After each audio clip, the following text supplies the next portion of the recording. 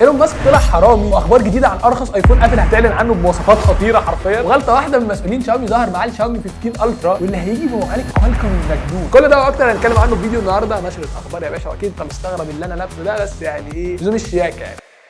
انا قررت خلاص هنعمل زي نشره اخبار كده كل اسبوعين ثلاثه نلخص فيها احداث الاسبوع بقى، فاهم؟ احداث الاسبوعين يعني بما يتعلق بالتكنولوجيا والحاجات المجنونه اللي بتحصل حوالينا. في حاجات بجد جامده جدا، وفي اخبار اللي هي تسريبات الموبايلات والحاجات دي. فلو متحمس للحاجات الجامده دي اعمل لايك الجميل، سبسكرايب في الاجمل لو تشوفني على يوتيوب، وعايز تشوفني تاني اكيد دي حاجه كويسه جدا. ويلا بينا يا صاحبي نبدا مع اول خبر معانا النهارده، وهو الاهم طبعا الايفون الجديد يا معلم. عندك ايفون اس اي 4 الجديد، النسخه الرخيصه الشعبولي من ابل، يعني نسخه الغلابه يعني. اول حاجه انه هيكون جاي بشاشه نفس شاشه الايفون 14 الاوليد اللي هي فيها النوتش القديمه دي، مش هيكون فيها الجزيره بتاعت ابل دي دايناميك ايلاند، بس هو هيكون بحاف قليله. والمضحك في الموضوع ان الشاشه دي هتبقى 60 هرتز عزيزي المشاهد. انا مش فاهم ازاي بصراحه، يعني لسه 60 هرتز عادي ابل بتعملها في 2025 ان شاء الله. انا شاكك في موضوع الشاشه 60 هرتز دي في حاجتين. اول حاجه يا اما ابل عندها شاشات كتيره جدا 60 هرتز فمش عارفين يعملوا ايه فيها، يعني اللي هو يلا نستخدمهم وخلاص. فكره ان انت ده يا جماعه موبايل رخيص 60 هرتز ما تشتروش، اشتري الغالي ابو برو ماكس من 1200 دولار، فاهم انت؟ فانا مش عارف بصراحه انتوا شايفين ايه، اكتبوا تحت في الكومنتس دلوقتي. اهم حاجه بقى انه هيجي باقوى معالج من ابل، الاي 18، مش هيجي بالبرو زي البرو ماكس والحاجات دي، لا الاي 18 الموجود في ايفون 16 السنه دي، ودي حاجه جامده جدا. الموبايل رخيص هيجي باقوى معالج عند ابل، هو حرفيا هيقتل اي موبايل تاني اندرويد بسعره، يعني انسى بقى خلاص، اعلى اداء في الالعاب وفي كل حاجه. الايفون اس اي 4 هيجي بكاميرا 48 ميجا بكسل ممتازه من ابل، صور ابل بقى فاهم، اللي بالكاميرا الخلفيه نظيفه دي، اللي هو انت تبص على الصوره كده تعرف ان ده ايفون. وعلى فكره دي العدسه الاساسيه اللي في ايفون 16 برو ماكس، فانت متخيل ايفون رخيص زي كده هيكون فيه الكاميرا اللي موجوده في اغلب موبايل عند ابل، دي حاجه جامده جدا بصراحه. والحمد لله انه هيجي بمنفذ شحن تايب سي طبعا، عشان هم مجبرين على كده من الاتحاد الاوروبي، فهم مضطرين ان هم يحطوا تايب سي. وهيكون فيه الاكشن باتون اللي هو بدل زرار الميوت ده، بس مش هيكون فيه الكاميرا كنترول الجديد اللي هو زرار الكاميرا اللي لسه نازل ده، لا قال لك بقى ده نسيبه ايه لسلسله الغاليه بقى بتاعتنا. مفيش اخبار كتيره عن البطاريه طبعا، ابل اصلا ما بتتكلمش في الحاجات دي، ولكن المفروض بطاريته تكون زي بطاريه الايفون 13 اللي هو اصلا كان كويس اوريدي، فاهم؟ فدي حاجه حلوه. الموبايل ده هيكون متكامل جدا بسعره، انا متاكد من كده. واكتبوا لي في الكومنتس كده لحد ما اعرف سعره هيكون كام، يعني كتقريب او حاجه. اكتبوا لي انتوا رايكم ده سعره يكون كام مثلا الموبايل ده. هنروح لاكتر خبر مضحك النهارده معانا، وهو ان ايلون ماسك طلع حرامي. امسك القلم صح ماشي. ايلون ماسك طلع حرامي عايزين المشاهد. ايوه فعلا دي حقيقه، الراجل اللي قلب الدنيا بتاعته بمكوكاته ومش عارف ايه والحاجات دي، لان مخرج فيلم اي روبوت بيشتكي ان ايلون ماسك وفريقه سرقوا من التصميمات بتاعته اللي هو كان عاملها في فيلم اي روبوت. لو فاكرين العربيات الجديده اللي اعلن عنها ايلون ماسك في الايفنت بتاعه في كاليفورنيا هناك، اللي هي السايبر كاب اللي هي عباره عن تاكسي بيسوق لوحده، والاتوبيس اللي بيكفي 20 شخص وبرده بيتساق لوحده، ده من غير سواق بقى وبيب بيب ومش عارف ايه، مش الكلام ده، خلاص بقى اتوبيس كده لوحده ذاتي القياده. تصميمات بقى الحاجات دي فاهم مسروقه من فيلم اي روبوت. الراجل جاب الصور وقارن وعمل الحوارات دي. والموضوع ما وقفش عند العربيات بس، لا كمان ايلون ماسك سرق شكل الروبوتات الجديده اللي لسه معلن عنها دي، اللي المفروض هتغير المستقبل ومش عارف اسمها اوبتيماس باين، واللي المفروض ان الروبوت ده هيقدر يعمل كل حاجه في بيتك حرفيا من غير ما انت تتحرك من مكانك، كانك الخدامه الفلبينيه بتاعتك، بس هو ايه روبوت بقى فاهم كهرباء. وفي حاجه مش مصدقها والله، اجمل حاجه فضحته ان ايلون ماسك مسمي الايفنت بتاعه وي روبوت، واسم الفيلم اي روبوت، انت فاهم يعني سو كرييتيف حبيبي والله، ربنا يحميه، هو ما بيحب يسرق بيفضح نفسه يعني. المهم ان الموضوع كبير على فكره، والمخرج بتاع الفيلم قعد كتير جدا مع ناس مصممين ومش عارف ايه عشان يبداوا ان هم يطلعوا الديزاينز دي، فاهم؟ فيجي ايلون ماسك كده هو فريقه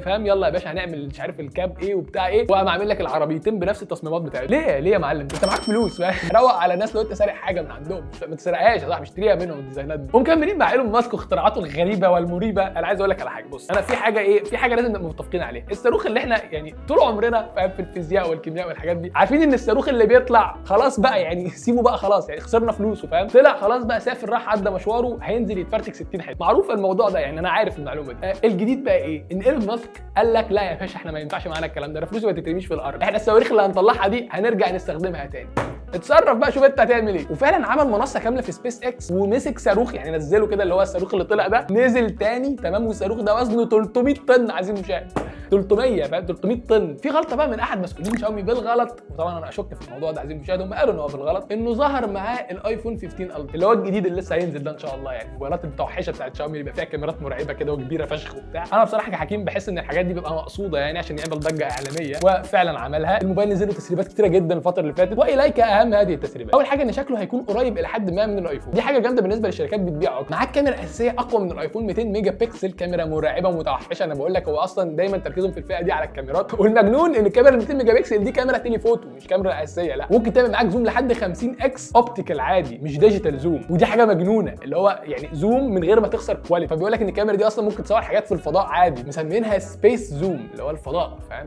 زوم للفضاء على طول. والموبايل ده هيجي باقوى معالج من كوالكوم اللي لسه معلنين عنه من فتره، ده اللي هو من كام يوم فاتوا، واللي المفروض اداؤه يكون مقارب جدا ل 18 بايونيك او ممكن نتفوق عليه عادي في حاجات. والمعالج ده هيكون اسمه سناب دراجون 8 اليت، معالج بمعماريه 3 نانومتر، معالج سريع جدا موفر جدا في البطاريه. فالموبايل ده هيبقى متوحش انا بقول لك. انا متحمس الصراحه اجربه، لو انتم متحمسين برضه قولوا لي تحت في الكومنتات، يعني اكيد الموبايل ده لما ينزل هنجيبه ونعمل له فيديو. لو بتسال بقى على ارقام فعايز اقول لك ان المعالج ده بالمعماريه الجديده 3 نانومتر ده هيوفر في البطاريه اكتر من الجيل اللي فات بنسبه 44%. يا جماعه دي ارقام بجد مجنونه يعني. واداء اعلى في الالعاب بنسبه 40% عن الجيل اللي فات. فالجيمرز هيبقوا مبسوطين جدا بالموبايل ده. فاوفرول كده الموبايل ده في الرايق بصراحه، وانا مستني ال 15 الترا الجديد بتاع شاومي هيعمل قلق انا بقول لك يعني. ومن هنا نروح للخبر اللي بعده. طبعا عايز اقول لك خبرين عن يوتيوب بصراحه. اول حاجه ان اشتراك يوتيوب بريميوم العادي اللي انا مشترك فيه عادي وفي ناس مشتركين فيه هو هيغلى الفتره الجايه، او تقريبا غلي اصلا ما اعرفش، انا جالي نوتيفيكيشن دي حاجه طبعا من اللي هي ب 60 نيله على دماغهم يعني. بس في حاجه بقى ثانيه، قال لك ايه بقى؟ هنعمل نسخه لايت يعني يوتيوب بريميوم لايت، حاجه كده ايه اللي هو للناس الفقراء يعني من الاخر، فاهم؟ انت مش هتدفع المبلغ الكبير بتاع يوتيوب بريميوم، لا احنا هندفعك مبلغ اقل، وقصاده انت مش هتاخد اعلانات خالص في يوتيوب العادي وانت بتتفرج على الفيديو زي ده كده، مش هيجي لك اعلان تمام، ولكن هيبقى في اعلانات وانت بتسكرول في الشورتس بتاعت الفيد بتاع شورتس. فلو انت بتستخدم يوتيوب شورتس هيظهر لك اعلانات، لو بتستخدم يوتيوب العادي مش هيظهر لك اعلانات، ودي حاجه اظن كويسه الى حد ما. والميزه ان سعره اقل النص من اشتراك يوتيوب العادي البريميوم العادي. في خبر بصراحه هيزعلنا احنا كمصريين جدا يعني، وان بدات تجارب على ال 6 جي الجيل السادس عزيزي المشاهد من الانترنت. انا مش عارف احنا في مصر فين دلوقتي، بس احنا 4 جي ومش في كل الاماكن والله العظيم. انا عندي في بعض الاماكن هناك في مصر يعني، عندنا قرايبي عندنا في البيت مش عارف ايه ما بيلقطش 4 جي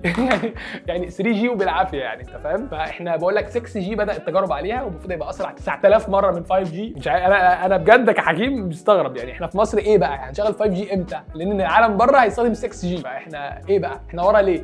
لا تعليق عامه لا تعليق. شركه اسمها بيرسونيفاي اي اي، الشركه دي عملت حاجه مجنونه جدا، قالت لك احنا هنعمل حاجه بالذكاء الاصطناعي سوفت وير كده يخليك تتكلم مع الحيوانات. اعوذ بالله يا عزيزي المشاهد والله اللهم ان كان سحرا فابطله يعني. تخيل كده تبقى ممكن تتواصل مع الحيوان بتاعك، لو انت مربي قطه مثلا في البيت او كلب ولا حاجه، او مثلا معزه ماشيه في الشارع فاهم، ممكن تتواصل معاها تقول لها يعني تعالي نضحك مثلا ولا حاجه مش فاهم بجد والله العظيم التكنولوجيا دي رايحه على فين. بس بيقول لك في برنامج ممكن يخليك تتكلم مع الحيوان. بس اسالك سؤال بجد يعني، لو حقيقي الموضوع ده تفتكر ممكن تقول ايه الحيوان في الشارع يعني؟ هل في حاجه في دماغك ممكن تبقى عايز تقولها لحيوان معين؟ طبعا الفتره اللي فاتت كلنا شفنا الاي اي بيعمل ايه في الصور والحاجات دي، وان ازاي الناس ممكن انها تركب صور على بعض وممكن تخترع انسان فاهم، وهو مش موجود في الحقيقه، ذكاء اصطناعي زي المشاهد. زي ماتش الريال وبرشلونه كده كان كله ذكاء اصطناعي، اكيد ما خسرناش 4-0 يعني اكيد ده ما حصلش. المهم يعني لو حد بيستخدم اي اي فهو هيتفضح قريبا، لان جوجل فوتوز هيبقى عليه تول يكشف الصور اللي معموله بالذكاء الاصطناعي. فشكرا بقى خلاص، لا للتزوير ولا لا للصور الفيك والكلام ده كله. فانت لو في صوره معينه مثلا انت شاكك انها حقيقيه ولا لا معموله بالذكاء الاصطناعي، ممكن تتاكد من ابلكيشن جوجل فوتوز بتظهر عليها انفو كده معينه يقول لك ده دي معموله بالاي اي. والله صح يعني دي خلي بالك الصوره دي فيك فاهم. دي جامده بصراحه حلوه قوي كاشف للحاجات دي. وعندنا موبايل القمر من اونر. ايه موبايل القمر ده يا حبيبي انت بتعكسه ولا ايه؟ يقول لك لا ده بجد والله هم مسمينه كده يعني، هو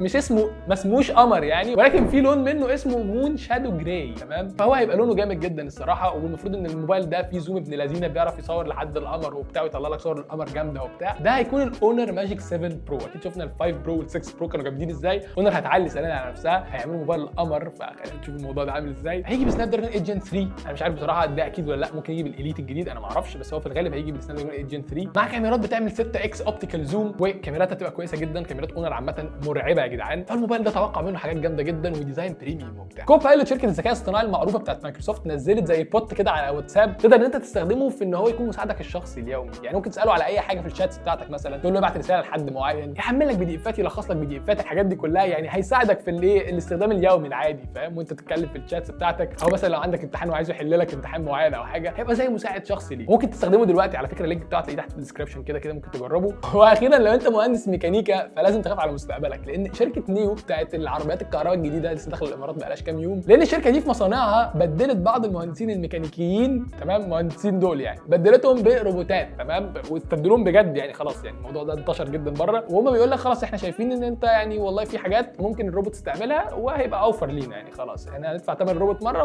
ويفضل شغال مش بياخد مرتبات. وبعد فتره هم شايفين ان الروبوت اثبتت كفاءتها ودقتها في الشغل وكده، ومطلعين نتائج حلوه جدا ودقيقه جدا واحسن من البشر اللي ممكن يغلطوا فاهم. والشركه بتقول هيعتمدوا على الروبوتس دي في المستقبل ان هم يعملوا عربيه كامله، يعني هندخل والله ايه المكونات ليهم كده يقول لهم يلا يا جماعه طلعوا لنا عربيه، وهنشوف دقتهم في الموضوع ده. يعني ربنا يستر. ادي يا عم كليات القمه راحت خلاص، ما فيهاش كليات قمه ثانيه. ما تقوليش بقى هندسه وطب مش عارف، شويه هتلاقي الدكاتره اصلا برضه مش عارف شات GPT بيحلل دلوقتي المشاكل ومش عارف ايه، ويعرف عندك ايه ويقول لك تاخد دواء ايه. خلاص مفيش كليات قمه بعد الان. القمه كمان هتكون في ان انت تتفرج على فيديوهاتنا عايزين مشاهد تعرف المعلومات الجديده دي، اكيد هتستفاد يعني فاهم، يبقى عندك معلومات مش عند اي حد. والى هنا تنتهي نشرتنا الاخباريه. انا الصراحه لحد دلوقتي مش عارف هنسميها ايه، يعني انا محتار جدا بصراحه، فساعدوني في تسميتها. مش عارف اسميها ايه بصراحه. ممكن نخليها نشره حكيمو عادي جدا، او ممكن نشوف لها اسم كرييتيف مثلا، نشره النشره مثلا، زي البرنامج كده. مش عارف بصراحه، بس انتوا فكروا في اي اسم عامه واكتبوا لي تحت في الكومنتات، وانا ايه هختار منه يعني الاسم اللي عاجبني. بس كده يا جدعان دي كانت نشره النهارده. اتمنى يكون الفيديو عجبكم واستفدتوا منه. ما تنساش بقى لايك وشير وسبسكرايب والحاجات دي كلها.